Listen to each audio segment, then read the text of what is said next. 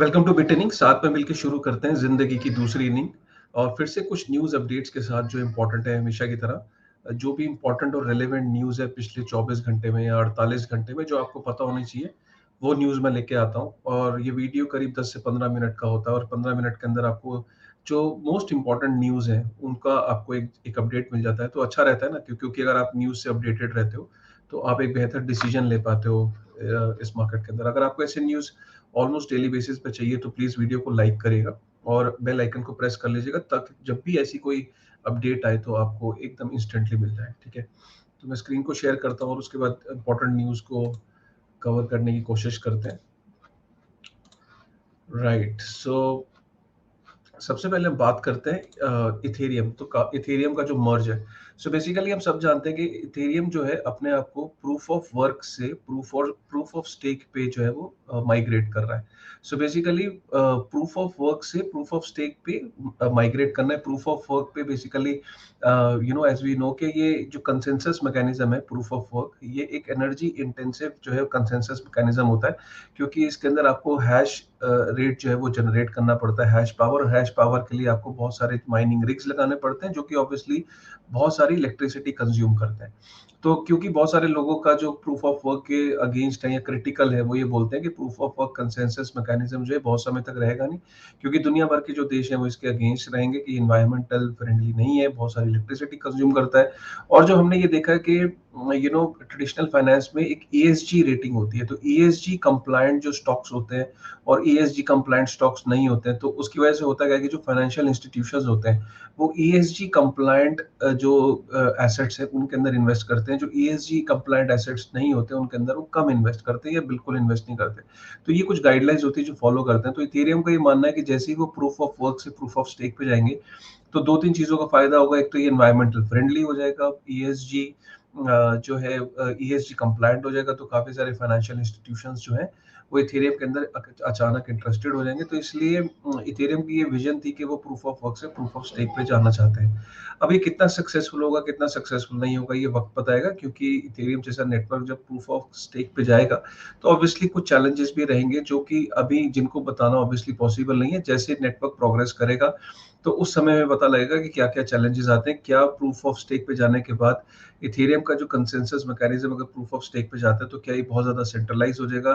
क्या इसके अंदर सिर्फ जो बड़े इंस्टीट्यूशन है वही वैलिडेटर का काम कर पाएंगे? तो ये देखने वाली बात होगी आगे के किस तरीके से फ्यूचर डिजाइन होता है। तो अभी था ये कि जून 2022 के अंदर ये एक्सपेक्टेड था, लेकिन अब ये कहीं ना कहीं ये डिले लग रहा है, क्योंकि इथेरियम का जो कोड डेवलपर है टिम बाइको, तो उसने एक आदमी को ट्विटर के अंदर एक फोरम के अंदर जवाब देते हुए ये बोला। सो बेसिकली यहाँ पे अगर आप देखो ये यहाँ पे टिम बाइको ने बोला कि no it won't be June but likely in the few months after, so no firm date yet but we are definitely in the final chapter of POW in Ethereum. So basically इसने यहाँ पे ये तो confirm कर दिया कि proof of work के वो फाइनल फेजेस में है। प्रूफ ऑफ वर्क से प्रूफ ऑफ स्टेक में जाने के लिए वो फाइनल फेज में है, और आई थिंक ये कहीं ना कहीं फॉल विंटर मतलब कहीं ना कहीं प्रोबेबली शायद नवंबर दिसंबर के आसपास ये टाइम होगा जब पूरी तरीके से इथेरियम जो है वो पीओडब्ल्यू से पीओएस पे ट्रांसफर हो जाएगा। तो ये यहाँ पे बहुत इंपॉर्टेंट आर्टिकल है, ये इंपॉर्टेंट न्यूज़ है। उसके बाद पोर्चुगल पे चलते हैं। पोर्चुगल में सबसे पहले हम ये सब जानते हैं कि one of the most crypto friendly nation in terms of taxation. वहाँ क्रिप्टो की अर्निंग पे कोई टैक्सेशन नहीं है। अगर आप क्रिप्टो पे जो भी आपकी जो इनकम है उस पर कोई टैक्सेशन नहीं, इनफैक्ट जीरो टैक्सेशन है। तो वहाँ पे पोर्चुगल ने अब ये भी कर दिया है कि जो वहाँ पे जो बैंक है वहाँ का बाइसन बैंक है उसको क्रिप्टो का लाइसेंस दे दिया है। लाइसेंस देने का मतलब ये कि वहाँ का जो सबसे बड़ा बैंक है बाइसन बैंक, वो क्रिप्टो एसेट्स के अंदर क्रिप्टो एसेट्स की जो करेंसीज है उनके अंदर वो ट्रेडिंग प्लेटफॉर्म की तरह लॉन्च कर सकता है। क्रिप्टो एसेट से बने हुए जो प्रोडक्ट्स हैं उनको भी लॉन्च कर सकता है। अभी बाइसन बैंक का कहना है कि वो ये जो सर्विसेज है ये सिर्फ हाई नेटवर्थ इंडिविजुअल्स के लिए ही लॉन्च करेंगे। जैसे जैसे इसका रिस्पॉन्स आएगा, चैलेंजेस आएंगे, उसको देखते हुए वो आगे रिटेल सेगमेंट के लिए भी वो लॉन्च कर सकते हैं। So again very important, Portugal वैसे भी काफी सारे लोग हैं जो काफी सारे जो क्रिप्टो में डील करते हैं वो पोर्चुगल को वहाँ की इनफैक्ट सिटीजनशिप लेना भी बहुत आसान है। तो काफी सारे लोग जो इंटरनेशनल लेवल पे काफी सारे लोग वहाँ पोर्चुगल माइग्रेट कर चुके हैं। और पोर्चुगल के अंदर जो ये जो क्रिप्टो को लेके जो फेवरेबल एक एनवायरनमेंट है उसका वो बेनिफिट लेने के लिए वहाँ पे ऑलरेडी मूव कर चुके हैं। सो ये था पोर्चुगल से। अगर हम देखें ये बड़ा इंटरेस्टिंग, आपने सुना होगा कि जब एनएफटीज की जब शुरुआत हुई थी, तो सबसे पहला जो हाइप क्रिएट हुआ था कि जैक डॉर्सी ने जो अपना पहला ट्वीट किया था, तो उसको एनएफटी के फॉर्म में उसने सेल किया था। तो वो जो जो एनएफटी थी उस समय जब सेल हुई थी, वो 2.9 मिलियन यूएस डॉलर की सेल हुई थी। तो जिस आदमी ने खरीदा था उसका नाम था सीना एस्ताबी। सीना एस्ताबी एक ईरान का एक एंटरप्रेन्योर है, उसने ही खरीदा था और उसको ये लगा था कि वो 2.9 मिलियन यूएस डॉलर का लेगा, तो हो सकता है उसको आगे बहुत ज़्यादा प्राइस में वो बेच सके। तो उसने अभी रिसेंटली उस एनएफटी को 48 मिलियन यूएस डॉलर के प्राइस पे बेस प्राइस रखा और ऑक्शन पे लगाया।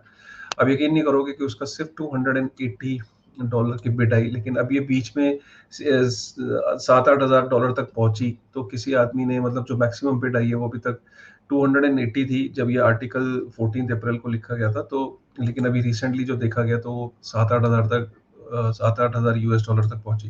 तो आप सोचो कि कितने 2.9 मिलियन यूएस डॉलर की खरीद थी और 48 मिलियन डॉलर पे उसने ऑक्शन के लिए लगाया बेस प्राइस, और $280 से $7,000 तक की मैक्सिमम ऑफर आई। तो अब वो उसने फाइनली वो वहां से हटा दिया क्योंकि वो कह रहा है कि मुझे बेचना ही नहीं है। तो आप ये समझिए कि देखिए हर चीज आप एनएफटी में आप सोच रहे हो कि ये ये आज लूंगा तो कल बेच दूंगा, तो ऐसा नहीं है। ये जो डॉर्से का ट्वीट है, तो आज मैं इतने का दे रहा हूँ, तो आज उसकी परसेप्शन वैल्यू जो थी उसने उस हिसाब से पे किया। अब लेकिन अब मार्केट के अंदर जैसे जैसे एनएफटीज की मेच्योर हो रही हैं, तो लोगों को लग रहा है कि नहीं, इतने में तो मैं यार मतलब बोर्ड ऐप यॉट ले लूंगा, या मैं कुछ ऐसी एनएफटी ले लूंगा जिसका आईपी राइट्स मिलेंगे, जिसका कोई यूज केस है। तो ये बड़ा इंपॉर्टेंट है। तो बड़ा इंटरेस्टिंग न्यूज़ थी। अमेज़न का जो सीईओ है, अमेज़न के सीईओ का कहना है, ये बड़ी इंपॉर्टेंट लाइन है। अ, या या सो अमेज़न के सीईओ से ये पूछा गया, ये सबसे इंपॉर्टेंट एक क्वेश्चंस आंसर उससे पूछे जा रहे थे फोरम के अंदर।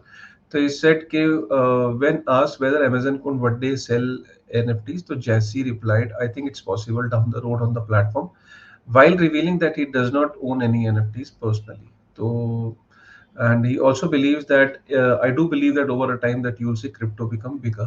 So Amazon के CEO से अगर ये स्टेटमेंट आ रही है कि डाउन द लाइन NFTs को Amazon एक्सेप्ट कर सकता है, तो आप से अंदाजा लगाएं कि NFTs एक ऐसी स्पेस है जिसके अंदर हर कॉर्पोरेट, हर प्लेटफॉर्म, हर बड़ी कंपनी, हर इकोनॉमिक जायंट जो है वो इसके अंदर इंटरेस्टेड है और कहीं ना कहीं अपने प्लेटफॉर्म के अंदर वो NFTs को इंटीग्रेट करना चाहते हैं, बिकॉज वो जानते हैं कि NFTs के अंदर मासेस का बहुत बड़ा इंटरेस्ट है। ये बड़ी इंटरेस्टिंग न्यूज़ है। जैसे फ्री जोन्स होते हैं ना, जैसे एसईजी होते हैं इंडिया के अंदर, स्पेशल इकोनॉमिक जोन, ऐसे यूए का फ्री फ्री इकोनॉमिक जोन है। तो उसके अंदर कोई भी कंपनी अगर जाके रजिस्टर करती है, तो उन फ्री इकोनॉमिक जोन में उनको काफ़ी टैक्स रिबेट्स और बहुत सारे और एडिशनल बेनिफिट्स मिलते हैं। तो इनका ये कहना है कि जो Dubai multi commodity centre DMCC है, उसके अंदर 655 companies were registered, and out of 655 companies, 16% companies were from the blockchain and crypto space. So 16% companies out of 655 companies are from the crypto and blockchain space. So ये बड़ा important एक news update है। उसके बाद ये important है यहाँ पे, यूनिस्वाप को के ऊपर एक लॉ सूट, एक लीगल केस फाइल हुआ है, जिसके अंदर वो केस है unregistered offer and sale of digital token. So basically एक आदमी है, उसको काफी सारा लॉस हुआ, मतलब उसने कुछ उल्टे सीधे टोकन्स लिए, जैसे कि उसने लिए Ethereum Max, Metric Samurai, Rocket Bunny. तो उसने उसमें उसको करीब लॉस हुआ, उसको $10,400 का उसने लो कैप डिजिटल टोकन्स पे पैसे लगाए। अब उसने उल्टे सीधे कॉइन्स में पैसे लगाए, अब उसका उसके वो वैल्यू ऑलमोस्ट जीरो हो गई। तो उसको लगा कि यार ये मैं पैसे निकालने के लिए कुछ तो करूं।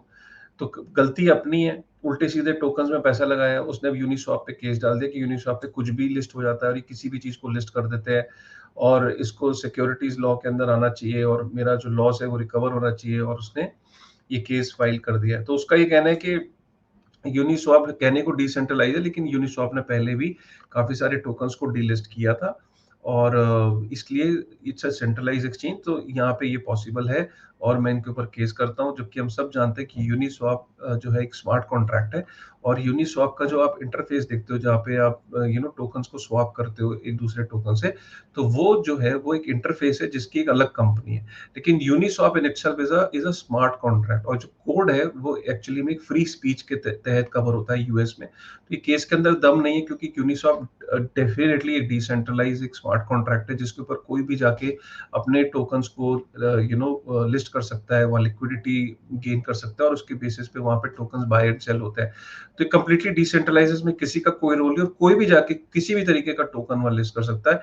कुछ इन्वेस्टर्स के ऊपर भी अपने ऊपर भी उनकी ज़िम्मेदारी बनती है कि वो किस टोकन में इन्वेस्ट कर रहे हैं, तो उसकी डेफिनेटली डेस्केस पे जाने से पहले टोकन को चूज़ करने से पहले वो डेफिनेटली उनको अपने एंड पे ये ध्यान देना चाहिए कि वो ज़रूरी नहीं कि सारे टोकन्स वहाँ पे they are going to be legit या सारे टोकन्स अच्छे ही होने वाले हैं। अपने एंड पे भी वो करना चाहिए, बट क्योंकि यहाँ पे उसका नुकसान हुआ, खुद पहले जाके उसने उल्टे-सीधे टोकन्स में पैसा लगाया, वो चाहता है कि यूनिस्वैप को कोर्ट में घसीट ले और किसी तरीके से उसको जो है वो उसको बेनिफिट मिल जाए या उसको रिफंड मिल जाए।